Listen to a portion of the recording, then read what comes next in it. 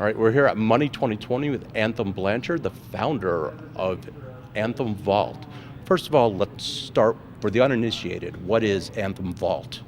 Thank you, Vin, firstly, for having me on. Anthem Vault is a fintech company. It's a fractional metal ownership platform, so we allow our clients to buy, sell, store parts of a bar or bars.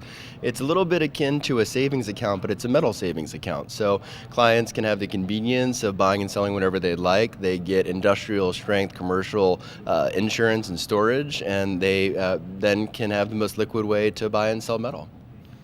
What went behind the thought process? Why are you saying, why did you create this? Why did you say, wow, people need to buy metal?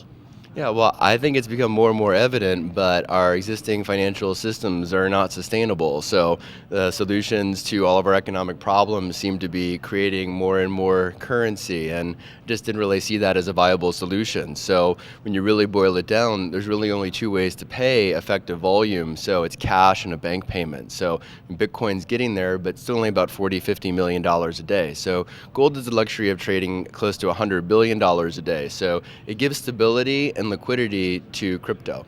So essentially, this is a gold-based or gold-backed crypto system. Yeah, it's a platform, and so that platform enables that it's a closed platform that enables the open platform of Bitcoin to be utilized as a gold payment system effectively. All right. Now, the company's been on an interesting road because you started off with this trading platform and now you're moving into the financial services realm.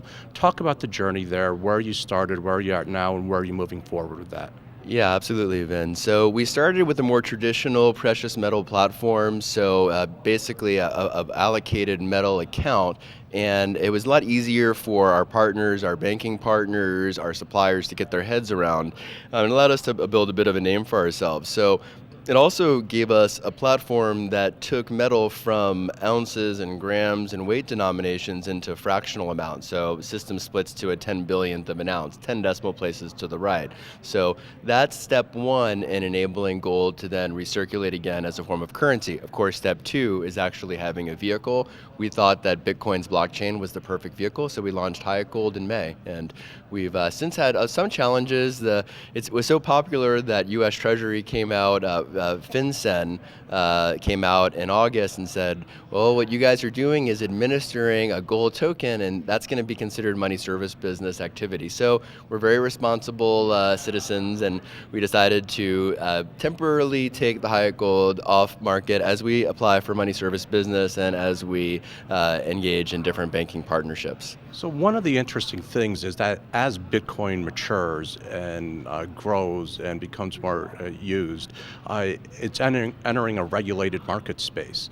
Talk about the challenges of entering a regulated market space with what was traditionally a currency and a technology that you didn't really have to think about those sorts of things. Yeah, it's I think very challenging in a few different ways. I'd say all the way to a national security interest, because ultimately if the U.S. wants to stay on top of the world in terms of being the world's biggest innovator and really bastion for creativity, we ultimately have to innovate in money because money touches all things. And I think one of the challenges, as opposed to an Uber or Airbnb, for example, Vin, is that in those cases, if a company violates the law, it's a local civil law. There are penalties. There's no fear of getting thrown in jail. If you violate a U.S. Treasury code, then it's a potentially criminal action, and you can get thrown in jail. So the barrier of entry is tremendously high. It makes it very difficult to innovate. That said, there are a lot of attorney generals out there that are starting to understand, recognize, hey, we want to drive innovation into the state, into our state.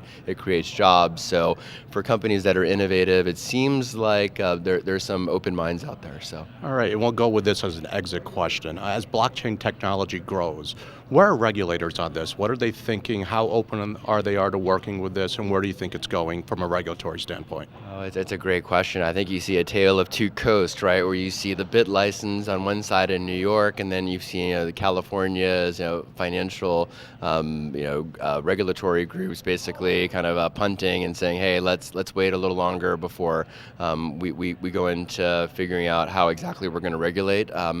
I think that it's wonderful for regulators to figure out, okay, how are we going to designate? But I think it's really, really important that we learn from the past, and maybe there's some considerations to lower some of those surety bond and fee money transmission licenses in each state. So that way U.S. companies can ensure that we're on top of the FinCEN world and the fintech world.